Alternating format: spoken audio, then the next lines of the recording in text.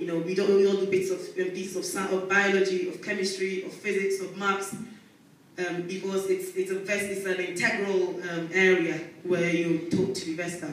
So a few misconceptions I've got. People say scary. You work in hospital. Ooh, that's scary. Or you're doing something. Ooh, you know, people think it's scary. It's not scary to work in a hospital. You don't always smell drugs. You don't always smell drugs if you're doing pharmacy. You don't always see bodies if you're doing medicine. So try to change your thinking about it. And it's not boring. I heard someone say that I'm doing accounting now, so why not doing science? I was doing it, I thought, I didn't like it, it's boring, biology. It's not boring, biology is not boring, physics is not boring, chemistry is not boring.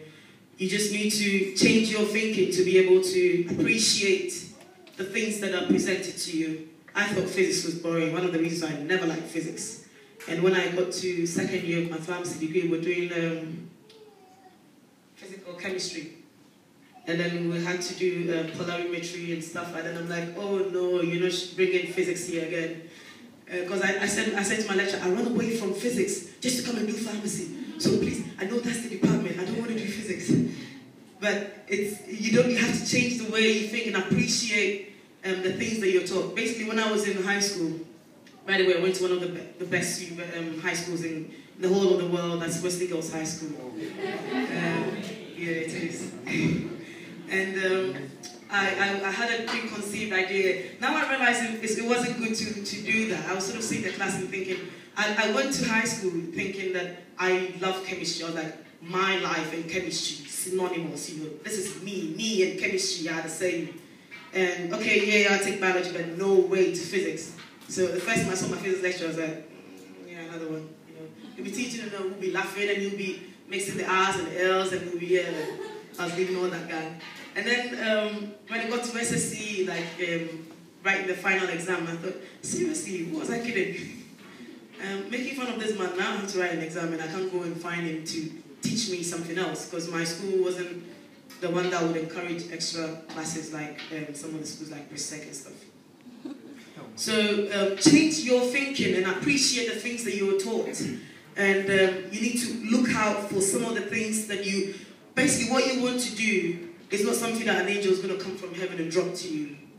I realized that now, growing up, that there was no angel that was ever going to come and tell me what to do.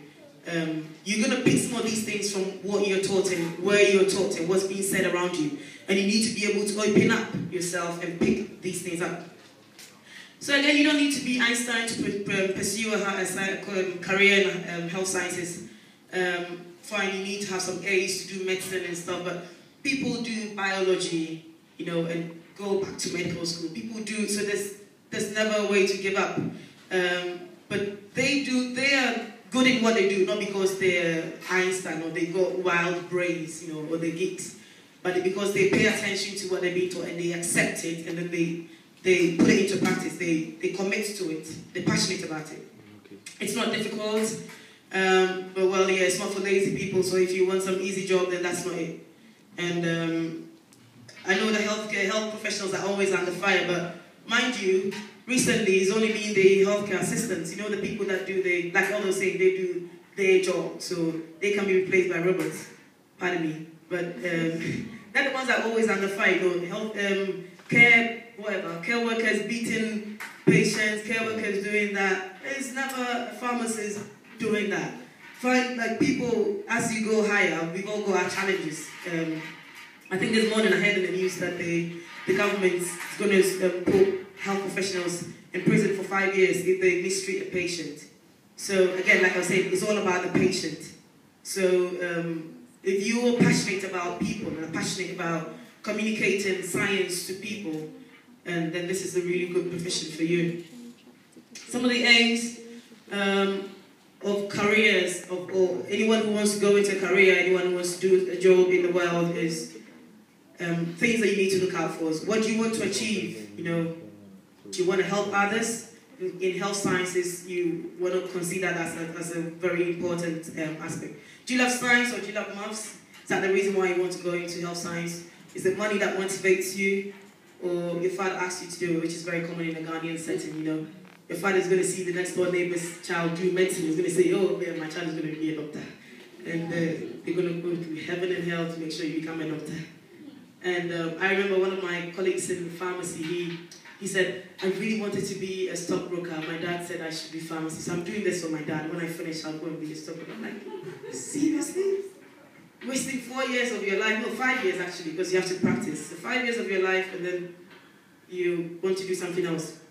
So health science is challenging because you're dealing with lives.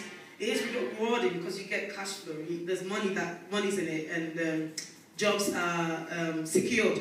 You know, if I'm a pharmacist, if I want to be a pharmacist here, I only need to do a bit of courses and I can be a pharmacist here. If I want to be a pharmacist in the US, I can go and be a pharmacist there. If I want to be a pharmacist in Ukraine, I can go and be a pharmacist there. So there's job security. You can be assured that if the Lord calls you into ministry and says, go to Afghanistan and there the church cannot provide money, God will help you. You'll be able to be a pharmacist there and provide for your family. And it's an innovative area to help you to apply science in the sense of achievement. And always what we do, people come out with drugs. The company that does the malaria drug for Africans, like Elder was saying, that we, as people that got malaria, we can't make our own drugs, so someone else does the drugs for us, and then we take them. So Novartis, they came up with Coatem, which is the artemeter and lumefantrine.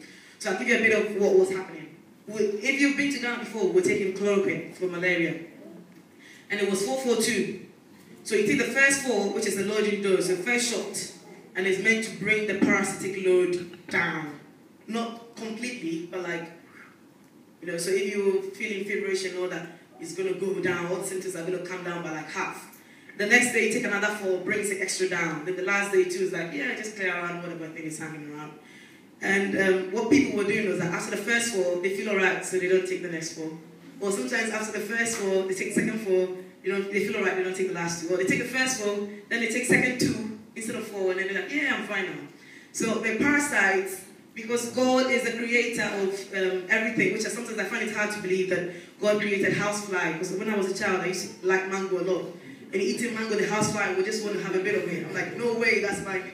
So God created everything, including all the parasites and everything. When we get to heaven, we can ask him why he did that. But these parasites, they're very clever. They can understand. They take their time. They have patience, not like human beings. So they understand the things that are thrown at them. And when you take first 4, you don't take the next 4. They pick a code.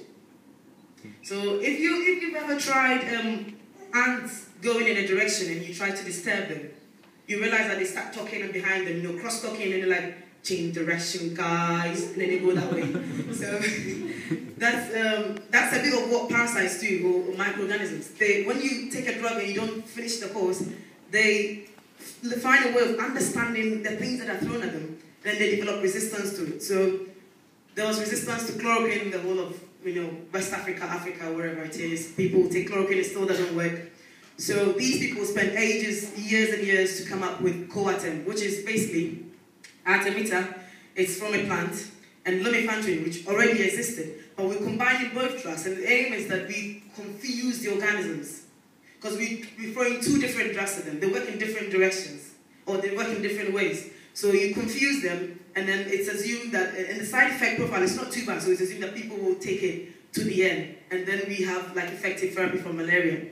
So they came up with that drug, and they are very proud of it. So there's a sense of achievement, when you're able to do something like that in health science. Like Elder was saying, the things that he's done, I was like, man, wow, I should have done engineering. But no, I love pharmacy. So there's a sense of achievement in health science. And if you're motivated by money, it's a good thing to look at, the health science and the NHS in the UK. So I know they've got bands. One of my friends is doing nursing, like, I'm in band, whatever. She has to wait till she gets to a second band before she can get some privileges at work. So there are band levels, and these are some of the professions and some of the bands that they have. So you see, if you want to be a dietitian, the people, what more in high school, people doing food science, vocational home economics. They're like, we don't respect them at all. Like, oh, you're doing home economics. Like, they don't use their brains. But you see, a dietitian, they're very important in health science. And so a dietitian is in band 5 to 7. It's getting between £20,000 and £38,000. That's a lot of money. and at least the church can get a lot of tithe from that. So, it's a lot of money. So these are some of the options and some of the bands and some of the money, salaries that people are given, and just have a think about it. There are a lot of benefits to work in health sciences. And the junior doctors, man, don't talk about the doctors, they get a lot of money. So junior doctors are starting at 32, consultants, you know, they're getting up to 173, that's a lot of money. And the consultants, because they study more, so in my department, there are a lot of medical doctors that are doing a PhD. And I said to one of my friends, he's from Iraq, and I said, you know what you're saying? I'm really glad you're doing a PhD, because in Ghana, like, I've never heard any doctor say that I'm going to do a PhD. It's like there's a limit. Once you become a doctor, it's like, yeah, I've reached. But you've not reached anywhere, you know. You're still at the bottom. And if in the future, Allah is able to find a machine that can listen to patients and give them some advice, and man, your job is good. So there's a lot of room for improvement. And the GPs, you know, when we go to the GPs and we think that they're not really doing much, but they get a lot of money. And it's good, you know, after about 6 years of all the hard work, studying, doing internships, doing placements, and you get to £8,000. That is a lot of money.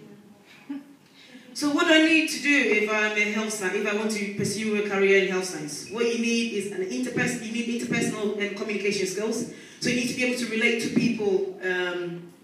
Well, you don't need to have everyone as your best friend, but you need to find a way of networking. So one of my friends, she's from Malaysia, she's in a PhD in my department, and she came to me and she said, oh, you know the people, like, we've got a department called AMU, they're into like imaging and imaging of cells and stuff.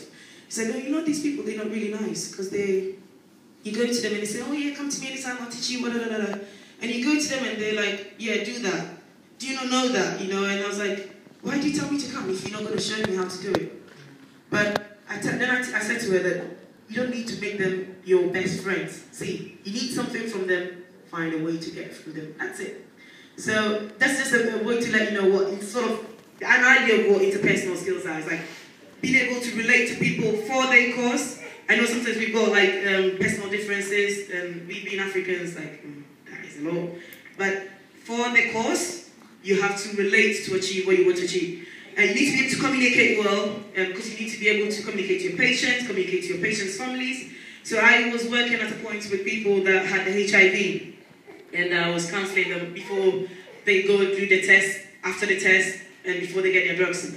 And I had to talk to the families as well. And I had to find a way to explain all the disease and the treatment and everything to them. And much as I love science, I'm very passionate about science, I had to find a way to tell them these things to their level. You need some technical knowledge, you need to know maths or to love maths, or to be able to understand maths to some degree.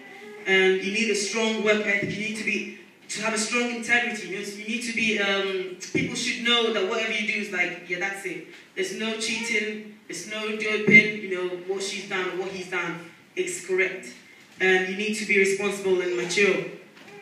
So the background in health sciences is biology and chemistry, which are the key things, although maths is involved as well. I met a lady recently who said she's doing a master's in medical mathematics, and I'm like, what? Yesterday she did maths and she found something. I think it's got to do with modeling, you know, mathematical modeling, because in science, in health science, we do a lot of modeling. A bit like simulations in engineering, so not exactly though.